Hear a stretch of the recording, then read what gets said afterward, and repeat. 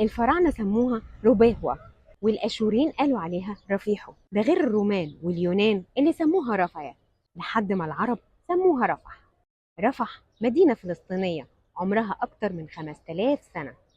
سنة 1917 رفح كانت تحت الانتداب البريطاني على فلسطين، وبعد حرب 48 اللي شارك فيها مجموعة من الدول العربية وكان من ضمنهم مصر، رفح بقت تحت السيطرة المصرية. وسنة 1956 وقعت رفح تحت إيد الاحتلال لحد سنة 57 رجعت للسيطرة المصرية تاني. وسنة 67 وقعت في إيد الاحتلال تاني، لدرجة إنهم دمروا خط سكة حديد كان واصل بين القاهرة وحيفا، واتقسمت بعد اتفاقية كامب ديفيد بالظبط بالأسلاك الشائكة لرفح سينا ورفح غزة. الفلسطينيين سموا رفح غزة بقلعة الجنوب من اللي شافته وشهدته من أحداث. رفح دلوقتي بتضم أكتر من 1,000,000